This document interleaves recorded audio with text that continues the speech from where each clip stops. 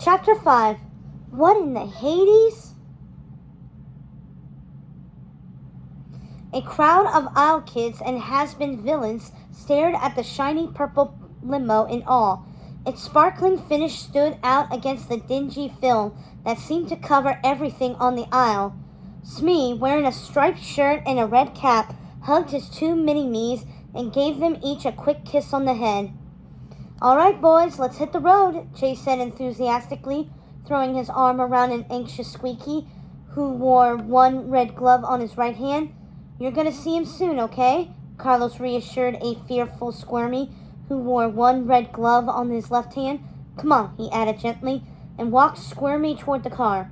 Carlos, who'd been filled with trepidation himself during his first trip to Oridon, emphasized with the twins. But he knew the sweet boys would flourish in their new environment, and he would be there to look after them. In contrast to the nervous brothers, Dizzy was ecstatic about traveling to Oridon. She'd always dreamt of living in the magical land and couldn't kick-start her new adventure fast enough. "Do you have everything?" asked her grandmother, Lady Tremaine, looking grim as usual in her high-collared crimson dress, her hair piled in a colossal pompadour, only added to the wicked grandmother's stern air. "Yes, I have everything," exclaimed Dizzy. Her hair was fastened in two top knots, secured with a turquoise flower barrette she'd made herself. She couldn't wait to create her signature accessories out of all the rich material she'd find across the bay. "Are you sure?" asked Lady Tremaine. Her voice sounded cold. "I'm sure, Granny." Lady Tremaine raised an eyebrow questioningly. "Oh, really?" She held up a small object. "My glue gun!" gushed Dizzy. She couldn't believe she'd almost forgotten her prized crafting tool. "I don't know what you're going to do without me," remarked her grandmother, feigning indifference. Dizzy held her hands to her chest and replied sincerely, "I'll miss you." Go on," said Lady Tremaine. She tugged at her brooch, fighting hard not to show emotion. Evie, who'd been watching the touch and exchange, gave Dizzy an encouraging wink. Dizzy threw her arms wide open and surprised her granny with an enormous, heartfelt hug. Then Dizzy skipped with glee to join the others leaving for Oridon Prep. Last to approach the car was Celia, dressed in a wild, multicolored skirt and jacket and flanked by Ben and Mal. "Let me get this off of you," Mal offered, reaching for Celia's backpack. But Dr. Facilia's plucky, independent daughter wanted no help. She flung her backpack into the trunk with attitude. "Oh," Mal said, laughing.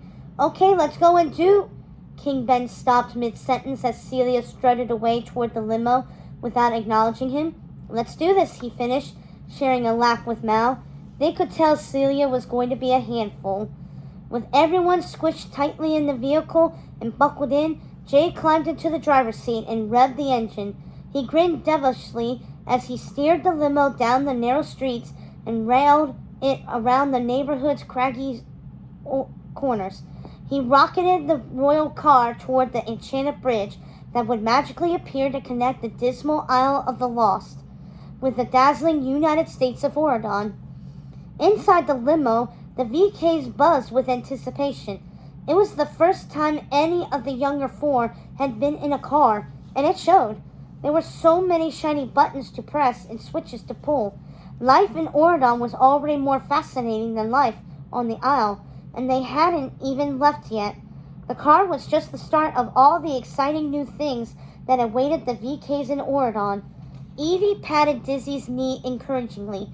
"So as soon as you get to Oridon, you have to try ice cream," said Evie, whose long blue hair hung straight and shiny that morning. "And go swimming," Dizzy said enthusiastically.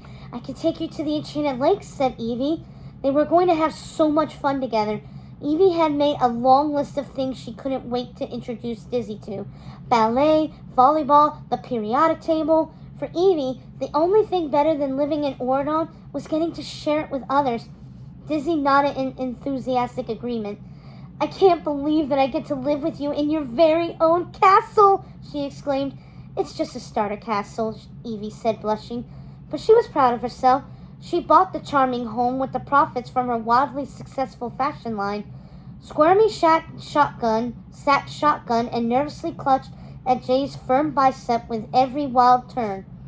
As Jay pried the youngster's tightly clutched fingers from his arm, he noticed the kid's strength. "Great grip," he said. "You play any sports?" In the limo's back seat, Carlos handed Squeaky an enormous chocolate peanut butter cup. "Here you go. Trust me on this," Carlos told him, recalling his first delicious taste of chocolate in that very limo on his initial trip across the bridge. He was eager to watch someone else enjoy it for the first time. Squeaky eyed the sweet object suspiciously, then took a bite.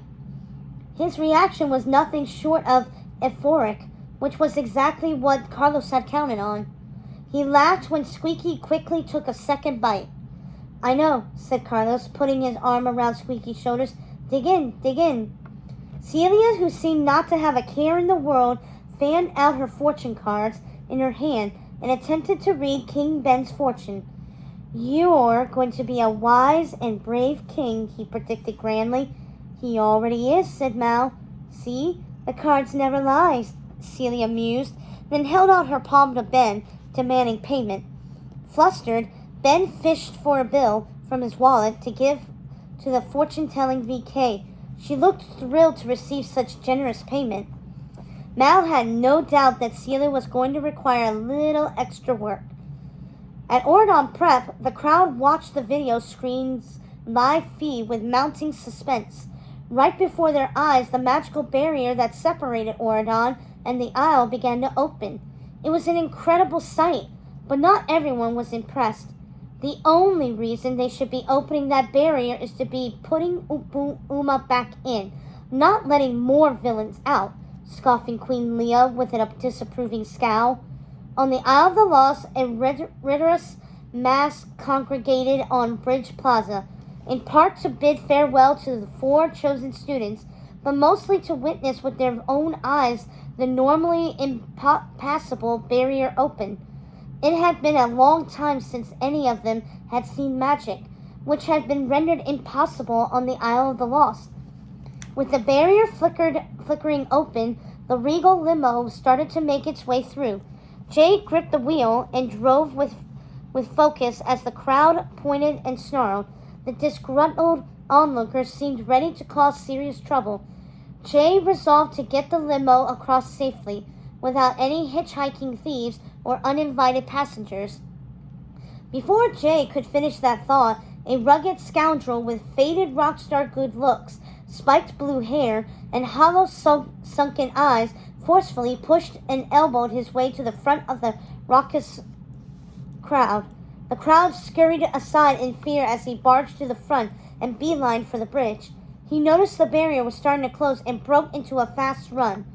Just as the barrier was about to finish closing, Evie turned to watch the unfolding chaos through the car's back window. She couldn't help feeling a tinge of disappointment. The day had been going so smoothly. It was just like a villain to ruin it. Evie immediately recognized the blue-haired interloper. "It's Hades," she warned, pointing at the rebel dressed in his signature gray chiton gray t-shirt and studded leather coat etched in with blue flames. "Stop the car! He's trying to escape!"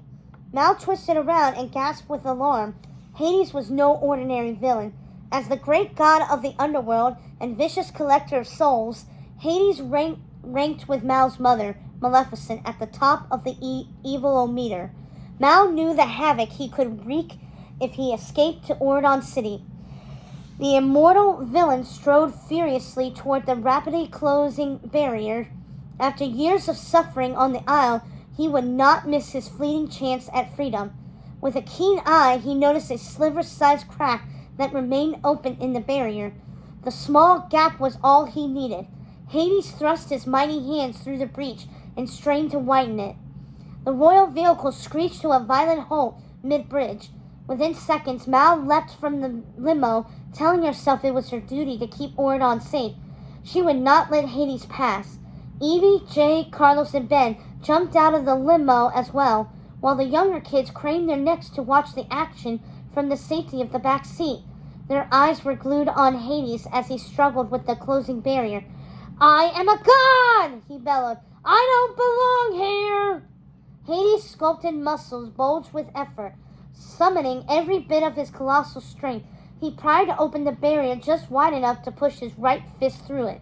Wicked glee flooded his face as he opened his tightly clutched hand to reveal a small blue ember. The magical ember, which for decades had remained dull and dormant on the isle, came to life the second it hit Auradon's air. The light from the ember made his eyes glow dangerously. With his hands and arms completely through the barrier, Hades squeezed his head and shoulders through next. Like the ember before it, Hades' spiked hair burst into scorching blue and white flames the instant it crossed into Auradon. After years of being held in abeyance, Hades' almighty magic surged through him. He cackled darkly, then aimed the blazing blue ember in his hand directly at Mal's friends.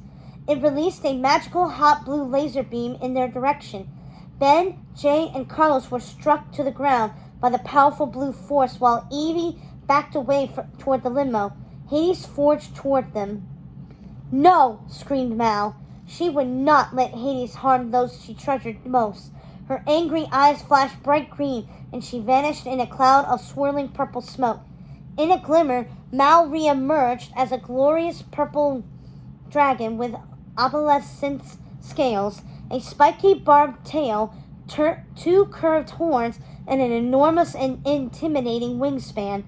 Dragon Mal spread her exquisite wings and swooped down on Hades. He was undaunted. To someone who had seen every monstrous creature imaginable in the underworld, a dragon was nothing to fear.